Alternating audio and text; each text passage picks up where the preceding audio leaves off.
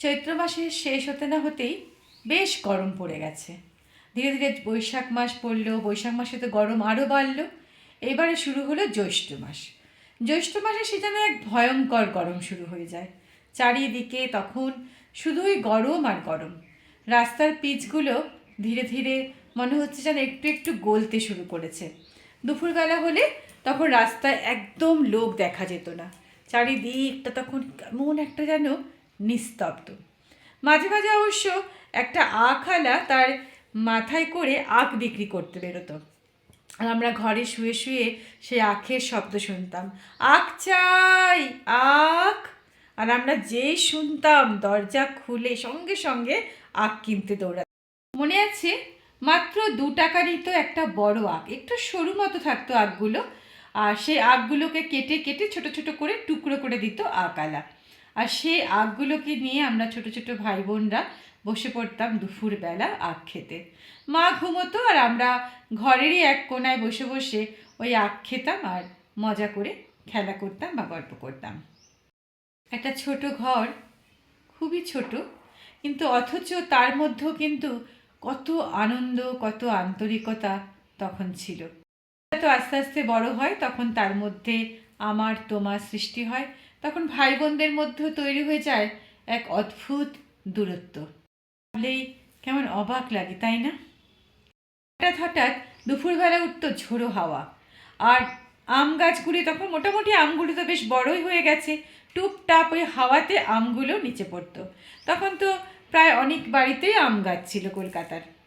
দৌড়তাম সে আম কুড়োবার জন্য। যদি একটা দুটো পাকা আম পেয়ে যাই, আহা হা, তার যে কি আনন্দ সেটা বলে বোঝানো যাবে না।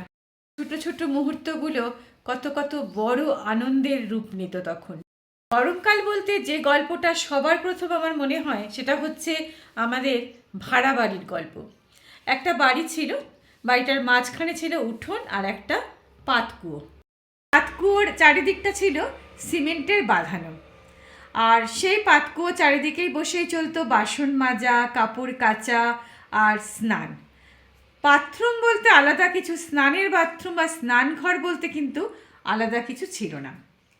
যাই হোক, সেখানেই বাচ্চারা স্নান করতো, সেখানেই বড়রাও স্নান করতো, সমস্ত কাজ কর্ম সব সেখানেই হতো। এখনো মনে আছে, বালতি করে পাতকুয়োর ভেতর থেকে আমরা জল তুলতাম, আর এক একজনের মানে হিসাব করতাম কতটা জল দিয়ে স্নান করা যেত। কেউ 20 বালতি, কেউ 25, ছোটো ছোটো বালতি আর কি। সেই বালতি দিয়ে আমরা জল মাথায় ঢালতাম আর স্নান করতাম। ঠান্ডা বরফ জল, মনে হতো সেখান থেকে এক ঢোক জল খেয়েও নি, এতটাই মানে সেই পাতকুয়োর জল ঠান্ডা ছিল। সে যে কত আরামদায়ক সেই জলে স্নান করা, যে না করেছে সে কিন্তু ভাই জানবে না এর মজা বা আনন্দ। বৈশাখের শেষ থেকেই কিন্তু পাতকুয়োর জল আস্তে আস্তে দুপুর হলেই শেষ হয়ে যেত। যেই 11টা বাজতো পাতকুয়োর থেকে তখন কর্দমাক্ত জল বের হতো, জল প্রায় নিঃশেষ। তো আমরা কি করতাম, বাড়ির সব মহিলারা আর বাচ্চারা মিলে চলে যেতাম পুকুরে স্নান করতে। সে ছিল এক আরও আনন্দের কথা। সব মিলে পুকুরে স্নান করছি, আর মায়েরা নিয়ে যেত নিজেদের এক এক বালতি করে কাচা, পুকুরেই চলতো কাচাকাচি আর স্নান। আমরা জলের মধ্যে দাপাচ্ছি, এর গায়ে জল দিচ্ছি, ওর গায়ে জল দিচ্ছি, কি মজা, কি আনন্দ। পুকুরপাড়ে দেখা হয়ে যেত আরও অনেক পরিচিত বন্ধু বান্ধবদের সাথে, আর চলতো সেখানেও কিন্তু গল্প। এক একজন পুকুরে স্নান করতে যেতাম, 1 ঘন্টা, 1.5 ঘন্টা, 2 ঘন্টা ওই পুকুরের জলের মধ্যে কিন্তু আমরা চুবিয়ে বসে থেকে গল্প গুজব করতাম। আর এরপরে যারা স্নান করতে আসতো তারা বলতো, ওরে তোরা তো ওঠ, না তো আমরা কি করে স্নান করব, এই মেয়েগুলোকে নিয়ে আর পারা যায় না। কথা শুনে আমরা সবাই আরও জোরে জোরে হাসতাম। বাড়িতে ফেরার আর নাম করতাম না। মধ্যে মায়েদের হয়ে যেত কাছাকাছি, মায়েরা বলতো চল চল বাড়ি চল, ঠান্ডা লেগে যাবে, মাথার জল শুকোবে না, তাড়াতাড়ি ওঠ। বলতাম, মা তোমরা চলে যাও না প্লিজ, আমরা আরেকটু স্নান করব। আর কি করে অগত্যা, তার তো অনেক কাজকর্ম আছে। তো তারা বলতো ঠিক আছে, আর বেশিক্ষণ করবি না কিন্তু, আর 10 মিনিটের মধ্যে ঘরে চলে আসবি। কিন্তু আমাদের 10 মিনিট, সেটা যে আরও কয়েক ঘন্টা যাবে না, এটা কে বলতে পারেন। পুকুরে স্নান নিয়ে একটা ছোট্ট গল্পের কথা বন্ধুরা আজকে মনে পড়ে গেল। কি হয়েছে, আমি আর আমার এক বন্ধু ছিল ছোট্ট, আমরা তখন দুজনেই ছোট্ট, কোন ক্লাসে পড়বো, 4, 5, 6 এরকমই পড়বো, হয়তো 6-এ তখনও উঠিনি, 4 অথবা 5-এ পড়ি। তো আমরা কি করছি, তখন নতুন নতুন সাঁতার শেখার চেষ্টা করছি। তো আমার মা এরকম মানে ঘাটের মধ্যে বসে বসে, পুকুর পাড়ে যে ঘাট, সেই ঘাটে বসে বসে মা কাপড় ধুচ্ছে, আর আমরা ভাই বোনরা, বন্ধু বান্ধবরা মিলে স্নান করছি, আর অনেকেই স্নান করছে। তো আমরা দুজনেই মানে ওই পুকুর পাড়ের যে পাথরগুলো থাকে, পাথরগুলোকে ধরে হাত দিয়ে ধরে পাটাকে দাপড়িয়ে দাপড়িয়ে আমরা সাঁতার শেখার চেষ্টা করছি। প্রথম যারা সাঁতার শেখে তারা কিন্তু ওইভাবেই সাঁতার শেখে, ঘাটের পাড়ে যে পাথর থাকে সেই পাথরটাকে হাত দিয়ে চাপা দিয়ে ধরতে হয়, আর পা দুটোকে জলের মধ্যে মানে বাড়ি মারতে হয়। এইভাবে আমরা স্নান করছি, মানে সাঁতার শেখার চেষ্টা করছি। এই সময় কি হয়েছে, আমার সেই বান্ধবী আর কি, বন্ধু, তো কি হয়েছে, তার হাতটা হাতটা স্লিপ করে গেছে। যেই স্লিপ করে গেছে, ও তো জলের মধ্যে ডুবে যাচ্ছে। ও ডুবতে গিয়ে বেচারি কি করবে, ও পেয়েছে আমার পাটা, ও আমার পাটাকে ধরে টেনে ধরেছে। এবার আমরা দুজনে মিলে জলের মধ্যে ক্রমশ তলিয়ে যাচ্ছি। আর মাথায় ছিল, যে বললাম বন্ধুরা আগের দিন, মাথায় ছিল খুব বড় চুল। যাই হোক, ও তো আমার পায়ের নিচে পা ধরে আছে, ভাগ্য ভালো যে আমার পাটা ছেড়ে দেয়নি, পাটা ধরেই রেখেছে। আর আমিও ডুবে যাচ্ছি, ও ডুবে যাচ্ছে, বেশ ঘুরতে ঘুরতে ঘুরতে ঘুরতে আমরা ডুবে যাচ্ছি। আর আমার এখনও মনে আছে সেই ছোটোবেলার সেই স্মৃতিটা, মনে হচ্ছে যেন চোখের সামনে একটা হলুদ হলুদ কী যেন একটা, মানে বুঝতেই পারছি না যে ডুবে যাচ্ছি।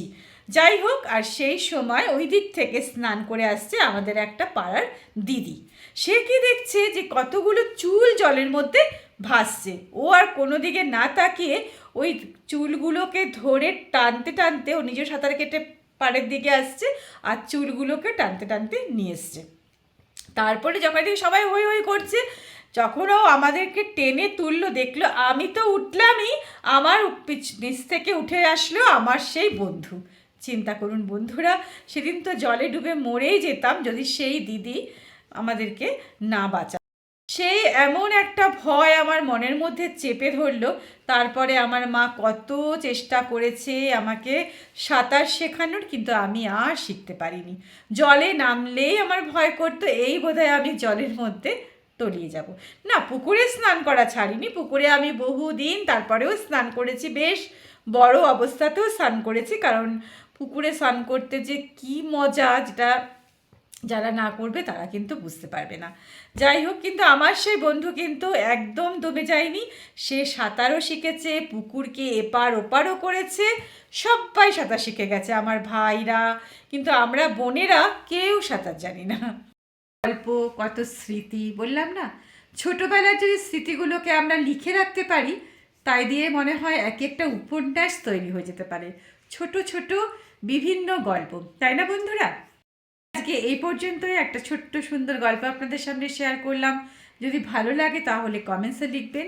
এরপরে আরও ছোট্ট ছোট্ট সুন্দর সুন্দর জীবনের অভিজ্ঞতা নিয়ে আপনাদের কাছে চলে আসব আমি, অপর্ণাস ফ্লেভারফুল রেসিপিতে। চ্যানেলটির সঙ্গে থাকবেন, ভালো থাকবেন, সুস্থ থাকবেন।